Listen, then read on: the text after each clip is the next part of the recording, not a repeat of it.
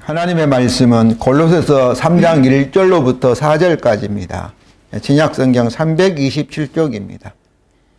골로새서 3장 1절로부터 4절까지 말씀입니다. 골로새서 3장 1절로부터 4절까지 하나님의 말씀을 제가 읽겠습니다. 그러므로 너희가 그리스도와 함께 다시 살리심을 받았으면 위의 것을 찾으라. 거기는 그리스도께서 하나님 우편에 앉아 계시느니라. 위의 것을 생각하고 땅의 것을 생각하지 말라. 이는 너희가 죽었고 너희 생명이 그리스도와 함께 하나님 안에 감추어졌음이라. 우리의 생명이신 그리스도께서 나타나실 그때에 너희도 그와 함께 영광 중에 나타나리라. 아멘. 오늘은 대림절 첫 번째 주일입니다. 대림이라는 것은 도착하였다, 그런 의미입니다. 공항에서나 혹은 기차역에서 약속되어 있는 사람을 기다리는 것과 같이 다시 오시기로 약속되신 예수 그리스도를 기다리는 절기가 바로 대림절입니다. 우리가 대림절을 지키는 것은 2000년여 전에 이미 이 땅에 오신 예수 그리스도의 성탄절을 우리가 기억하면서, 그리고 앞으로 마지막 때에 오실 그리스도의 재림을 기다리는 계절로 지키는 것이 대림절입니다. 성도 여러분, 대림절을 지키면서 오늘 현재를 우리가 어떻게 살아가야 할지, 오늘 현재를 살아가는 지혜를 오늘 본문을 통해서 배우기를 원합니다. 오늘 본문의 구조를 보면은 이 본문은 주제에 따라 크게 두 부분으로 나누어질 수 있습니다. 한 부분은 명령들로 되어 있는 1절 하반절부터 2절입니다. 위의 것을 찾으라. 거기는 그리스도께서 하늘 우편에 앉아 계시느니라. 위의 것을 생각하고 땅의 것을 생각하지 말라는 이 부분입니다. 이것은 우리가 세상에서 현재를 살아가는 지혜와 방법에 대한 말씀들입니다. 다른 하나는 1절 전반부절과 그리고 3절과 4절입니다. 그러므로 너희가 그리스도와 함께 다시 살리심을 받았으면, 그리스도와 함께 다시 살리심을 받았기 때문에 이렇게 번역될 수 있습니다. 그리고 3절과 4절에 이는 너희가 죽었고 너희 생명이 그리스도와 함께 하나님 안에 감추어졌습니다. 우리 생명에서 그리스도께서 나타나실 그때에 너희도 그와 함께 영광 중에 나타나리라. 이 부분은 우리가 앞에 있는 명령들을 순종하여야 할 근거 또 이유를 제시하는 부분인데, 그 이유는 우리의 정체성 때문이라는 것입니다. 우리가 누구인가, 우리 그리스도인이 누구냐, 이 정체성 때문에 우리는 위의 것을 찾아야 되고 땅의 것을 생각하지 말아야 된다는 것이죠. 제가 오랫동안 살았던 남아공 웨스턴 케이프주는 1년 내내 비가 오지 않다가 겨울인 6월과 8월 초에 많은 비가 옵니다. 그러면 작년에 꽃을 피웠다가 땅에 떨어져 오랫동안 비가 오기를 기다린 들꽃의 씨앗들이 비를 맞아 다시 싹을 내고, 그리고 자라서 온 대지를 여러 가지 꽃들로 온통 덮어버립니다. 그래서 8월 말부터 이 9월 말까지 들꽃의 아름다운 광경을 보려고 많은 사람들이 몰려오고 있습니다. 그런데 여러분, 그런 들꽃들을 보는 방법을 아십니까? 우리는 태양을 등지고 들꽃들을 보아야 합니다. 그 이유는 모든 꽃들이 태양을 향해 바라보고 있기 때문입니다. 그래서 태양을 등지면서 서서히 운전을 하면은 우리를 환영하는 모든 들꽃들의 웃는 얼굴들을 볼 수 있습니다. 그러나 반대로 우리가 태양을 바라보면서 운전을 하면은 그들은 우리를 예면할 것입니다. 이 모든 꽃은 태양을 향하여 바라볼까요? 모든 꽃들은 태양을 바라보면서 태양으로부터 빛의 에너지를 받고 성장하기 때문입니다. 들꽃이 들꽃이기 때문에 태양을 바라보면서 태양으로부터 풍성한 유익을 얻는 것처럼 우리도 위의 것을 찾아야 하는 존재이기 때문에 오늘 본문에서 위의 것을 찾으라는 명령대로 순종하여 위의 것으로부터 많은 유익을 얻을 수 있습니다. 그러면 오늘 본문에서 명령들의 근거와 이유가 되는 우리의 정체성에 대해서 먼저 살펴보겠습니다. 우리가 누구입니까? 1절 전반절입니다. 그러므로 너희가 그리스도와 함께 다시 살리심을 받았으면입니다. 오늘 보면 그리스도로 시작합니다. 이것은 앞장들에 있는 말씀들에 근거하여 결론을 내는 접속사입니다. 너희가 그리스도와 함께 다시 살리심을 받았으면 이 말씀이 앞에 서술한 말씀들의 결론적인 요약이라는 것입니다. 여기서 다시 살리심을 받았다는 동사가 부정과거의 수동태입니다. 부정과거라는 것은 과거의 특정한 시점을 가리킵니다. 그리고 신적 수동태이기 때문에 하나님께서 그리스도를 다시 살리셨던 그때에 우리도 그리스도와 함께 살리셨다는 것입니다. 이런 다시 살리심의 결과가 우리가 2주 전에 살펴보았던 이 골로새 2장 6절과 7절입니다. 그러므로 너희가 그리스도 예수를 주로 받았으니 그 안에서 행하되 그 안에서 뿌리를 박으며 세움을 받아 교훈을 받은 대로 믿음에 굳게 서서 감사함을 넘치게 하라. 그렇습니다. 우리는 그리스도 안에서 행할 수 있도록 다시 말하면 주님과 함께 다시 살리심을 받아 주님 안에 뿌리가 박히며 그 안에 세움을 받으며 믿음에 굳게 서 있게 하여 주님이 우리를 통해서 풍성하게 맺은 열매에 대하여 넘치게 감사한 자가 되었습니다. 다시 살리를 받는 우리에게 풍성한 열매는 너무나 확실합니다. 이것이 확실하기 때문에 과거형으로 표현이 됩니다. 골로새 2장 9절과 10절입니다. 그 안에서는 신성의 모든 충만이 육체로 거하시고 너희도 그 안에서 충만하였으니 그는 모든 통치자와 권세의 머리시라. 그 안에는 그리스도 안에 신성의 모든 충만이 육체에 거하신다는 것은 그 그리스도가 하나님과 동일하다. 하나님 같이 모든 생명력으로 모든 지혜와 모든 능력으로 하나님이 충만하다. 그런 뜻입니다. 그리스도가 전지전능하게 되었다. 이런 말씀과 같습니다. 그런데 너희도 이런 하나님과 동등한 권세와 능력을 가지신 이 그리스도 안에 있기 때문에 우리가 이미 충만하여졌다. 이런 말씀입니다. 그런데 그는 모든 통치자와 권세, 이 모든 통치자와 권세라는 것은 마귀들, 우리의 원수들을 가리킵니다. 우리에게 악한 세력, 환경들을 가리키죠. 그런데 그리스도께서 모든 통치와 권세의 머리가 되시기 때문에 어떤 원수도 어떤 환경도 이 그리스도 안에서 우리가 충만하게 되는 것을 방해할 수가 없습니다. 그렇습니다. 골로새 2장 19절의 말씀처럼 온몸이 머리로 말미암아 마디와 힘줄로 공급을 받고 연합하여 하나님이 자라게 하심으로 자라느니라. 그리스도와 함께 다시 살리심을 받은 우리는 그리스도의 몸에 그리스도와 연합되어 그의 몸에 지체가 되었기 때문에 우리의 머리이신 그리스도로 말미암아 마디와 힘줄로 공급을 받고 연합하여 하나님이 자라게 하심으로 성장하여 완전하여 질 수밖에 없는 존재가 저와 여러분입니다. 그러니까 우리가 누군가, 우리는 그리스도와 함께 다시 살리심을 받은 그런 존재다. 그런 말씀입니다. 바울은 그리스도와 함께 다시 살리심을 받는 우리의 이러한 정체성을 3절과 4절에서 다시 자세하게 설명합니다. 3절과 4절입니다. 이는 너희가 죽었고 너희 생명이 그리스도와 함께 하나님 안에 감추어졌음이라. 우리 생명이신 그리스도께서 나타나실 그때에 너희도 그와 함께 영광 중에 나타나리라. 이것은 너희가 그리스도와 함께 다시 살리심을 받았으면의 말씀을 더 자세히 설명한 것입니다. 여기서 바울은 우리의 과거의 실체, 그리고 현재의 모습, 그리고 미래의 그런 실체를 설명합니다. 첫 번째 우리 과거의 실제입니다. 3장 전반 3절 A절에 너희가 죽었고 이렇게 너희가 죽었다 이렇게 여기서 죽었고는 부정과거 시제입니다. 과거의 특정한 시점에 우리가 죽었다 이런 말씀이죠.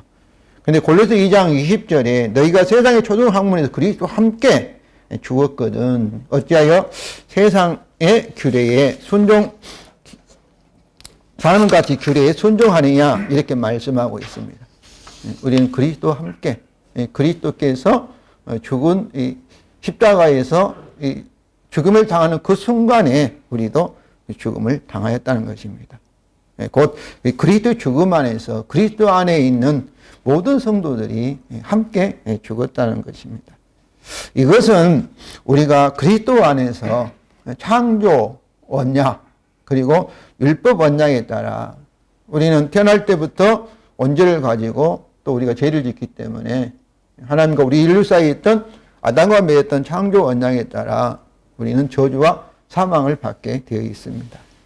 그런데 그리스도와 함께 그리스도 안에서 우리가 십자가에서 창조 원약에 따라 우리가 받아야 할 모든 죄의 저주와 사망을 감당하였다는 것입니다. 그 결과가 골로새 2장 13절 하반절부터 15절입니다. 하나님께 그리스도 안에서 우리의 모든 죄를 사하셨다고 13절 하반절에서 말합니다. 여기서 모든 죄입니다.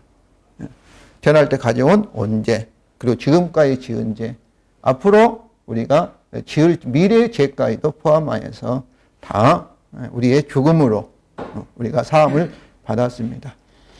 그럼에도 불구하고 마귀와 그의 졸개된 귀신들은 우리의 이 죄악이나 우리의 약점을 가지고 우리를 고소합니다. 그러나 그들에게 마귀에게 우리를 고소할 진짜의 고소장이 없습니다. 왜냐하면 하나님께서 고소하는 고소장을 지으셨고 2장 14절이죠. 우리를 거스르고 분리하는 법정으로 쓴 증서를 지으시고 죄하여 버려 십자가에 못 박으시고 이 증서가 이 고소장이지 않습니까? 율법에 따라 창조 원약에 따라 우리를 고소하는 내용입니다. 하나님께서 고소장을 지으셨고 죄하여 버리셨고 십자가에 못 박으셨습니다. 그러니까 그들에게 우리를 고소할 진짜 고소장이 없는 거죠. 그뿐만 아닙니다. 하나님께 거짓을 고소하는 마귀와 귀신들을 무력화하시고 그리고 패배와 수치스러운 구경꾼으로 삼으셨고 십자가로 승리하셨습니다. 2장 15절에 말하고 있죠. 통치자와 권세들을 무력화하여 드러내어 구경거리로 삼으시고 십자가로 그들을 이기셨다 이렇게 말씀합니다. 이것이 예수 그리스도의 십자가로 우리를 위해서 결정적인 이렇게 승리한 것을 말씀합니다. 이처럼 우리는 죄와 악의 세력으로부터 완전히 해방되었습니다. 이것이 그리스도와 함께 죽었다는 의미입니다.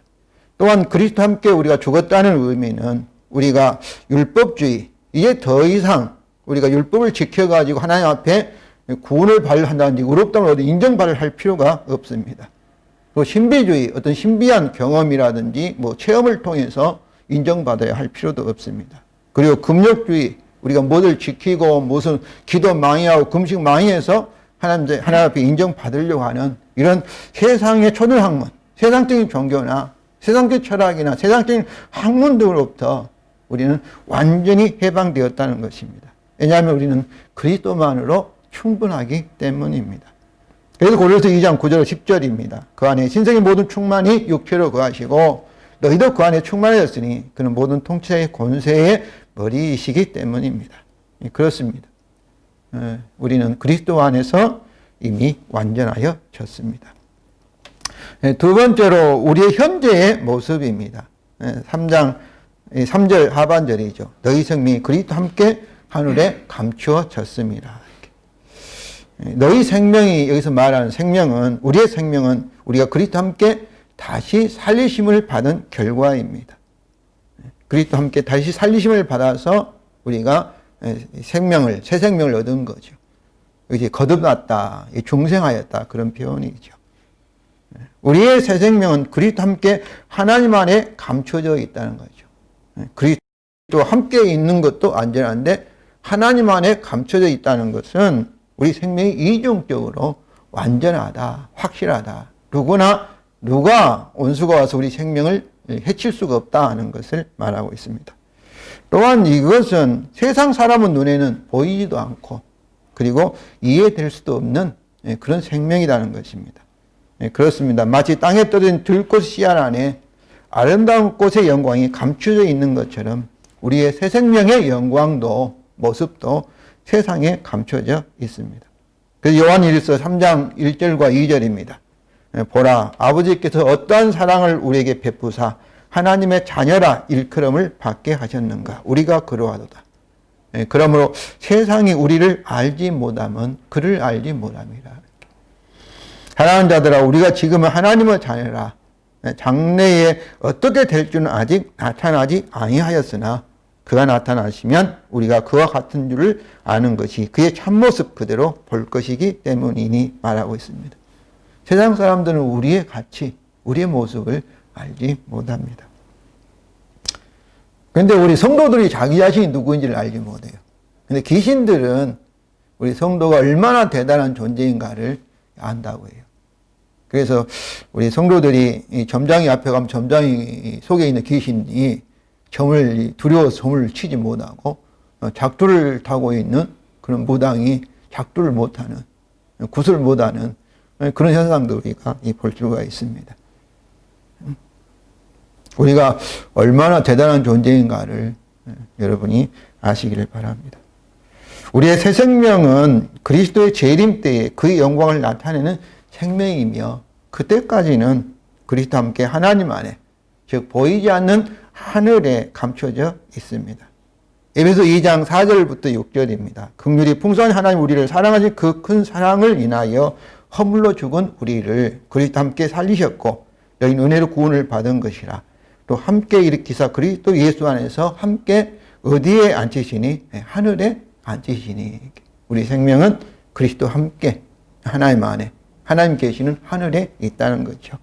그럼 우리는 그리스도 예수 안에서 하늘의 새 생명을 가진, 하나님의 생명을 가진, 하나님의 생명을 받았으니까 하나님 아들이 된 거죠.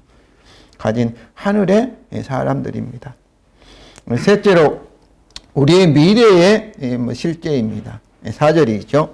우리 생명신 그리스도께서 나타나실 그때에 너희도 그와 함께 영광 중에 나타나리라.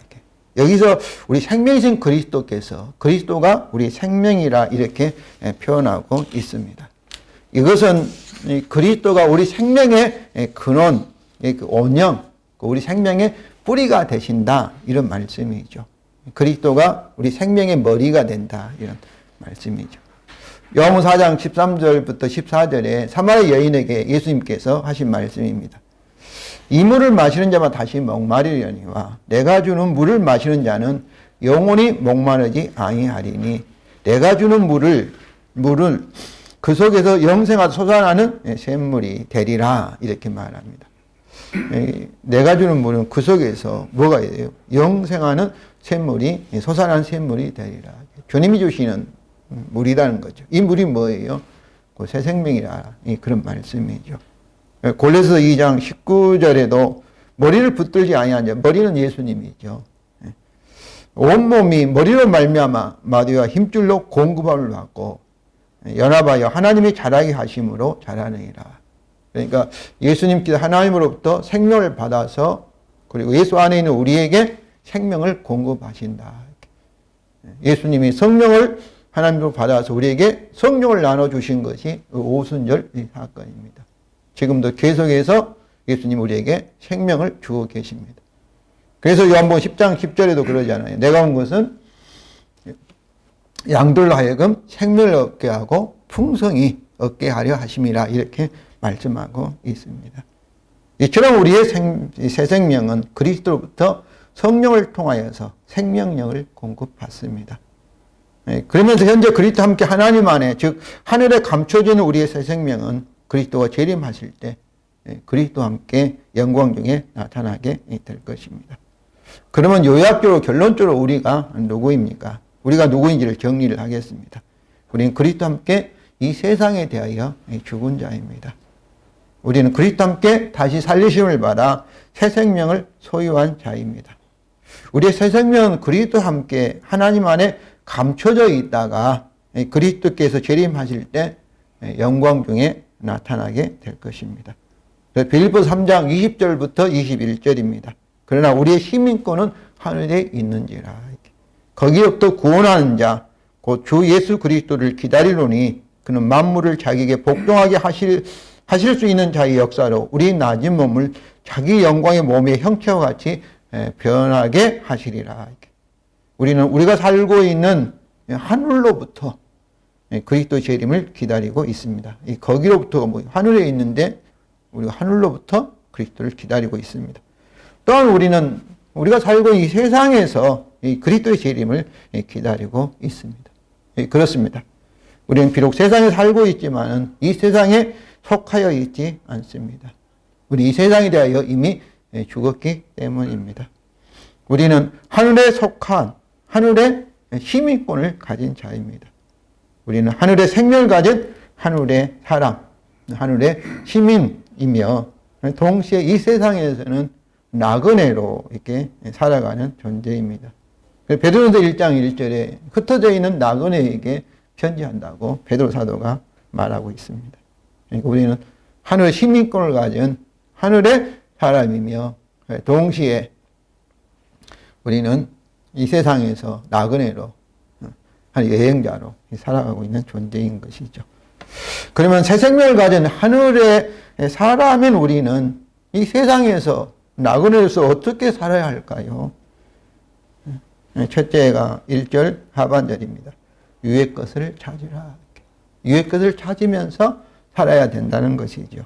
거기는 그리스도의 하늘 우편에 앉아 계시느니라. 여기서 유의 것에서 유의라는 것은 우리가 눈을 쳐다보면 하늘을 쳐다보지 않습니까? 우리의 눈에 보이는 우주 공간의 하늘을 말하지 않습니다. 톰 라이트 목사는 성경에서 하늘은 우리가 사는 우주 안의 어떤 장소가 아니며 우리 시간 속의 종착지도 아니며 하늘은 매일의 일상 현실 속에서 만날 수 있는 하나님의 차원이다. 그러니까 여기서 말하는 유의라는 것은 하늘은 성경에서 말하는 하늘은 곧 눈에 보이지 않는 영의 세계를 말하고 있습니다. 그래서 유의 하늘은 그리스도께서 하나님 우편에 앉아 계시는 보이지 않는 그런 세계, 영의 세계. 우리가 눈에 보이는 세계를 조영기 목사님은 3차원이라고 말해요. 시간과 공간에 제한이 있는 세계를 하지 않습니까? 그런 영의 세계를 4차원 세계, 시간과 공간을 제한이 없는 그런 눈에 보이지 않는 그런 세계. 시간과 공간을 초월하는 그런 세계, 이렇게 이제 말하는데, 여기서 말하는 차원은, 이 하늘은 무슨 세계예요? 4차원의 세계라, 이렇게 볼 수가 있는 것이죠. 그런데, 우리가 그리스도 안에서 이미 들어가 있다. 우리가 이미 그 속에 들어가 있다. 그러므로 보이는 이 세계, 물질 세계와 눈에 보이지 않는 4차원 세계는 어떠 있어요? 이렇게 붙어 있다고 볼 수 있죠. 빨리 이렇게 우선 타고 시간 걸려서 가는 그런 세계가 아니라 또 겹쳐 있다고 볼 수가 있습니다. 그러니까 우리가 하늘에 이미 들어가 앉아 있고 동시에 어떻습니까? 우리는 이 땅에서 3차원의 세계, 시간과 공간의 제한을 받으며 살고 있고 그리고 시간과 공간을 3차원의 세계를 초월한 영적인 그 세계에 저와 여러분이 들어가 있음을 아시기를 바랍니다. 그래서 그리스도께서 승천하여서 하나님 보좌 우편에 앉아있다 이 말씀은 문자적으로 하나님이 계시고 그 옆에 앉아있다 이런 표현이 아닙니다. 비유적인 표현입니다. 하나님 우편에 앉아 계신다는 것은 예수 그리스도께서 하나님이 가진 모든 능력과 권세 모든 것을 상속받아서 하나님을 대신해서 예수님이 통치하신다. 하나님을 대신하시는 왕이 되시고 하나님 대신하는 만물의 주가 되셨다. 이런 이제 비유적인 이 표현입니다. 우리는 보이는 세상에 살고 있으며 동시에 보이지 않는 하늘, 곧 하나님 아버지 집이라고 표현하잖아요. 그리고 천국 하나님 나라에 들어가 살고 있습니다. 그런데 위의 것이라는 것은 하나님 우편에 앉아 계신 그리스도와 그분의 통치, 그분의 보호, 그분의 다스림, 그분의 공급하심, 그분의 여러 사역을 말하죠. 예수 그리스도의 이렇게 존재, 인격과 그리고 그분의 하신 일을 구하라는 것입니다. 찾으라는 동사는 현재 능동태 명령형으로서 쉬지 말고 끝까지 찾으라 이 말씀이죠. 다시 말하면 한순간도 그리스도와 떨어져 있지 마라. 항상 그리스도를 바라보고 그리스도로부터 생명력을 공급받으라 이런 말씀입니다. 우리가 참 전기를 켜면 어떻습니까? 스위치를 꺼버리면 빛이 나가버리잖아요. 계속 빛을 내려면 어떻겠어요? 어떻게 빛을 나는 이 전구는, 형광등은 생명이 살아있기 위해서는 계속해서 무엇을 받아야 돼요? 이 전기줄을 통해서 이 전기 에너지를 공급을 받아야만이 계속 빛을 낼 수 있는 것처럼, 이 찾으라 이 말씀은 계속해서 이 하늘에 하나님 보좌 우편에 앉아 계신 눈에 보이는 세계에 계신 그리스도와 연합하여서 그분으로부터 성령을 통해서 생명력을 공급받으라 이렇게 말씀하고 있는 것입니다. 그러므로 위의 것을 찾으라는 말씀은 보이지 않는 하늘에 계신 그리스도의 통치를 항상 찾고 그분으로부터 생명력을, 생명의 능력을 공급받으라 이런 말씀입니다. 마태복음 6장 33절입니다. 그러니 너희는 먼저 그의 나라와 그의 의를 구하라. 그러면 이 모든 것을 너희에게 더하시리라. 그의 나라와 의를 이렇게 구한다는 것은 그분으로부터 우리의 모든 것을 공급받기 위해서 그의 나라와 의를 구하라, 찾으라 이런 말씀입니다. 들꽃이 태양을 바라보면서 에너지를 공급받아 자라듯이 우리는 주님이 그리스도께 주시는 능력과 자원으로 살아갈 수 있습니다. 왜냐하면 우리는 스스로 살아가는 존재, 신과 같은 존재가 아닙니다. 우리는 주님이 주시는 자원으로 살도록 재창조된 새 생명이기 때문입니다. 그러니까 이런 말씀들은 우리 인간은 스스로 어떤 우리가 선택할 자유의지를 가지고 있지만, 그러나 스스로 살아가는 그런 존재가 아니라 우리는 피조된 창조주에 의존해서 믿음으로 살아가는 그런 존재로 창조함을 받았습니다. 그래서 완전하신 인간이신 예수님께서 마태복음 4장 4절에서 예수께서 대답을 이르시되 기록되었으되 사람이 떡으로만 살 것이 아니요 하나님 입으로부터 나오는 모든 말씀으로 살 것이라 하였느니라. 예수님께서 40일 동안 광야에서 굶주리셨습니다. 예수님은 돌을 가지고 떡을 만들 수 있는 그런 능력을 가지신 분이셨습니다. 그래서 마귀가 와서 네가 돌을 가지고 머리속에 배고프게 굶주리고 있느냐. 네가 하나님의 아들이라면 이렇게 떡을 가지고, 돌을 가지고 네 능력으로 떡을 만들어서 살아라. 이런 권명이지 않잖아요. 마귀의 그 충고가 제가 인간적으로 볼 땐 나쁜 충고가 아니지요. 우리가 열심히 노력해서 잘 살아보자 하는 것과 같은 그런 충고잖아요. 근데 예수님께서는 거절하셨습니다. 예수님께서는 하나님의 아들로서 우리 사람은 스스로 살아가는 존재가 아니라 전적으로 하나님 아버지를 의지해서 살아가는 그 믿음의 존재라는 것을 예수님은 아셨기 때문에 사람이 떡으로만 살 것이 아니요 스스로 살아가는 존재가 아니라 전적으로 하나님에 의해서 살아가는 존재라는 이 말씀을 하시면서 마귀의 시험을 거절하신 것입니다. 그렇습니다. 우리는 하나님의 자원으로 살아가는 존재입니다. 다시 말하면 하나님을 믿음으로 살아가는 새로운 피조물입니다. 이 말씀은 세상 사람들은 다 스스로 어찌 살까 저리 살까 막 열심히 노력해서 살아가는 그런 사람들이지만은, 그러나 저와 여러분은 믿음으로 사는 존재입니다. 주님이 공급하시는 자원으로 살아가는 존재라는 것이죠. 그렇기 때문에 우리는 이 세상에서 믿음의 선한 싸움에 부르심을 받은 주님의 군대로서 아무리 현실적인 어려움을 만난다고 할지라도 낙심하거나 좌절해서는 아니 됩니다. 어떤 환경, 어떤 처지에서 저와 여러분은 항상 환경을 다스리고 이겨야 합니다. 그것이 하나님의 창조 명령이지 않습니까? 왜냐하면 우리에게는 우리 대장 되신 그리스도가 하늘에 계시기 때문입니다. 고린도후서 4장 7절부터 11절입니다. 우리가 이 보배를 질그릇에 가렸으니 이는 심히 큰 능력은 하나님께 있고 우리에게 있지 아니함을 알게 하려 함이라. 우리가 사방으로 우여쌈을 당하여도 쌓이지 아니하며 답답한 일을 당하여도 낙심하지 아니하며 박해를 받아도 버림받지 아니하며 거꾸리됨을 당하여도 망하지 아니하고. 저와 여러분 이런 존재입니다. 왜냐하면 질그릇인 우리 자체에게 이런 환경을 이길 수 있는 능력이 있는 것이 아니라 우리 안에 계신 질그릇 안에 있는 이 보배, 하나님의 생명, 하나님의 능력이 우리를 통해서 질그릇인 연약 우리를 통해서 이런 환경 통해 나타나기 때문입니다. 이런 말씀을 보면 저는 어떻게 인생이 던져지면 어떻게 해서 반드시 바로 서게 되어 있습니다. 어떤 환경, 어떤 처지에 우리가 던져진다 할지라도 저와 여러분 그 환경에 지배당하고 그 환경에 굴복한 자가 아니고 패배자가 아니고 반드시 순간적으로 우리가 어려움 당하면 막 쌓이겠죠. 어떻게 할까 뭐 평화도 잃어버리겠죠. 그러나 결국 어때요? 우리는 그 환경을 지배하고 다스릴 수밖에 없는 존재입니다. 우리 안에는 누가 계세요? 바로 하늘에 계신 우리의 대장의 주님이 계시기 때문에 그렇습니다. 그래서 우리가 항상 예수의 죽음을 몸에 짊어질 수 있습니다. 그때 예수의 생명이 또한 우리 몸에 나타나게 하려 합니다. 우리 살아있는 자가 항상 예수를 위하여 죽음에 넘겨지면 예수의 생명이 또한 우리 죽을 육체에 나타나게 하려 함이니라.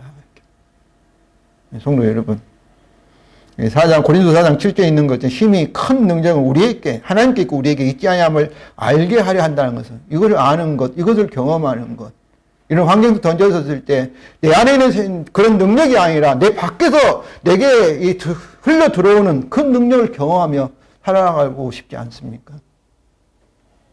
이것이 저와 여러분이 살아가는 방법입니다. 믿음으로 사는 거예요. 그렇습니다. 우리가 위의 것을 찾으면 하늘에 계신 그리스도께서 어떤 원수들도 어떤 어려움도 이길 생명의 능력을 저와 여러분에게 주실 것입니다. 더욱이 저와 여러분에게는 그리스도가 재림하실 때에 최후의 승리의 영광이 보장되어 있습니다. 보장되어 있습니다. 그렇지 않습니까?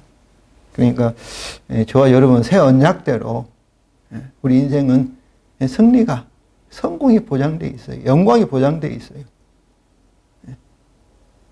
그리스도 예수 안에서. 둘째로 2절입니다. 위의 것을 생각하고 땅의 것을 생각하지 말라. 위의 것을 찾으라 이 말씀을 다시 재설명하고 있는 거죠. 그런데 이 생각, 위의 것을 생각하고 땅의 것을 생각하지 말라. 이 생각이라는 단어가 중요한 단어이죠. 우리가 부부 사이에 부창부수 또는 일심동체라는 말이 있습니다. 이것은 남편의 생각과 아내의 생각이 어때야 되겠어요? 같아야 된다는 것이죠. 부부 사이 생각이 일치하지 않으면 어떻습니까? 대화가 통하지 않는 것이죠. 그리고 문제가 생기고 마침에는 참으로 불행한 이혼까지도 갈 수가 있습니다. 그런데 우리가 주님과 연합을 이렇게 남편과 아내 사이로 부부서 한 몸이 된 그런 결혼을 가지고도 설명하고 있지 않습니까? 하늘에 계신 그리스도는 허무하고 악한 땅의 것을 생각지 아니하시고 눈에 보이는 세간은 잠깐이죠. 있다가 사라지고 우리가 이 세상에 100년을 산다면 100년 동안만 우리에게 의미가 있지 100년이 지나버리면 어떠겠어요? 근데 저는 이제 뭐 이렇게 60세가 넘었기 때문에 뭐 80세 죽는다면 뭐 살아봤자 18년밖에 눈에 보이는 세상은 저게 의미가 있는 거죠. 세상에 가면 갈수록 이 세상은 어때요? 저하고는 멀어지는 그런 관계이지요. 제가 예수를 믿고 가장 좋은 것은 제가 예수 믿기 전에는 참으로 인생이 허무했습니다. 그런데 허무함이 극복이 된 거예요. 왜냐하면 우리에게는 사라지는 이런 의미 없는 세상만이 있는 것이 아니라 시간이 주어진 것이 아니라 영원히 남는 없어지지 않은 그런 영혼의 세계가 있기 때문입니다. 그런데 그리스도께서는 허무하고 악한 땅의 것, 사라질 것을 생각지 아니하시고 영원한 의미가 있는 위의 것을 생각을 하십니다. 그럼 우리는 어떻게 해야 될까요? 우리 생각은 어떻게 해야 할까요? 우리는 우리의 머리에 든 그리스도와 같은 생각, 땅의 것을 생각하지 말고 위의 것을 생각을 해야 합니다. 이것은 땅의 것보다 위의 것을 더 소중히 있고 가치 있게 여겨야 된다. 그런 말씀이죠. 우리 대장되신 그리스도는 하늘 것을 생각하신데 그의 군대인 우리는 우리 대장이신 그리스도와 같이 하늘 것을 생각을 해야 할 것입니다. 그렇지 않겠어요? 이것은 세상을 어떻게 보고 해석하는 세계관의 문제로서 아주 중요한 것입니다. 세계관에 따라 우리의 존재의 목적과 그리고 가치관이 결정되기 때문입니다. 세상 것을, 땅의 것을 생각하는 사람은 땅의 중심으로 그의 인생의 존재 목적과 그리고 가치를 평가하게 될 것이죠. 하늘 것을 생각하는 것은 하늘의 세계관을 갖는 것이고 땅의 것을 생각하는 것은 세상의 세계관을 갖는 것입니다. 세상의 세계관을 가진 이 불신자가 하늘 세상을 가진 신자로 되는 것이 곧 핵심입니다. 핵심이라는 것은 마음, 생각이 바뀌었다. 세상을 보는 관점이 바뀌었다. 이런 말씀이죠. 그래서 회개하고 믿어 구원받은 것이 핵심이 되었다. 생각이 바뀌었다. 이렇게 표현하고 있습니다. 참 안타까운 것은 우리 주위에 우리 한국교회 안에 핵심하지 않고 교회 다니는 사람들, 핵심하지 않고 나는 복음을 믿는다. 예수님을 믿는다. 이렇게 신앙생활 하는 분들이 너무나 많이 있는 것 같아 마음이 안타깝습니다. 빌립보 3장 18절과 19절입니다. 내가 여러 번 너에게 말하거니와 이제도 눈물을 흘리며 말하노니 여러 사람들이 그리스도의 십자가의 온수로 행하느니라. 그들의 마침은 멸망이요 그들의 신은 배요 그의 영광은 그들의 부끄러움이 있고 이들이 누굽니까? 땅의 일을 생각하는 자라. 이렇게. 사도 바울은 땅의 일을 생각한 자들을 안타까워하며 이렇게 묘사하고 있습니다. 아마 빌립보 교회에 있는 성도들도 땅에 있는 일을 생각하는 그런 성도들이 섞여 있는지도 모르겠어요. 그런데 바울은 땅의 일을 생각하는 자들 십자가의 온수라고 말하고 있습니다. 우리 십자가를 통해 이 세상에 땅 일을 생각하는 그런 세상으로부터 그리스도와 함께 죽었는데 계속해서 죽지 않는 것처럼 그렇게 살아가고 그리스도와 함께 우리는 하늘나라로 다시 태어났는데 새 생명을 가졌는데 옛사람처럼 계속 그렇게 바라보며 생각한다는 것은 안타까워죠. 그래서 십자가의 원수라 이렇게 표현하고 있습니다. 그들의 마지막은 뭐예요? 우리의 마지막은 영광의 완성이잖아요. 구원의 완성이잖아요. 그리스도와 함께 영광에 나타나는 것인데 그들의 마침은 멸망이고 그들의 신은 자신의 배라는 것은 그들의 신은 누구예요? 자신이라는 거예요. 우리의 신은 바로 그리스도가 내 인생의 주님이라 이렇게 고백하고 복음을 고백하는데 그들은 믿는다 주여주 하면서도 누가 자기 자신 제 인생의 주인이다. 다시 말하면 내가 내 인생의 하나님이다. 이런 고백이죠. 그리고 그들의 영광은 부끄러움이라 하였습니다. 한마디로 말하면 땅의 일을 생각하는 자는 어떤 사람이라는 거예요? 불신자다. 믿는 자가 아니다. 그리스도와 함께 다시 살리심을 받은 새 생명을 받은 그런 사람이 아니다. 구원받은 자가 아니다. 이렇게 말하고 있습니다. 성도 여러분, 우리는 하늘의 시민이므로 하늘의 사람이므로 하늘의 그리스도를 찾아야 합니다. 그래야 세상의 나그네에서 우리는 그리스도로부터 새 생명의 피를 공급받으며 살아가야 갈 수 있습니다. 우리 영광스러운 미래를 가져올 그리스도의 재림을 기다리고 있습니다. 이것은 눈에 보이는 환경에 따라 좌우되는 감정의 삶을 사는 것이 아닙니다. 이것은 눈에 보이지 않는 것에 대한 믿음의 삶입니다. 믿음보다는 감정에 치우치는 삶은 낙심하거나 우울증에 빠지기 쉽습니다. 감정이 우리를 인도하도록 하면 우리는 감정에 따라 변하여 일관성이 없는 사람이 되고 맙니다. 감정은 사람에게 활력을 주거나 또는 낙담케 하는 정신적인 에너지 결코 우리의 아내자는 아닙니다. 믿음은 오늘 본문의 말씀과 같은 항상 흔들리지 않는 진리의 성경에 근거를 두었을 때에 환경이 어떠하든지 우리는 하늘로부터 피로를 공급받아서 세상을 이기며 평안과 승리의 삶을 살 수가 있습니다. 성도 여러분, 하늘의 사람으로서 위의 것을 찾으시기 바랍니다. 하늘에 계신 그리스도로부터 필요한 모든 것을 공급받아 믿음의 선한 싸움에서 항상 승리하시기를 바랍니다.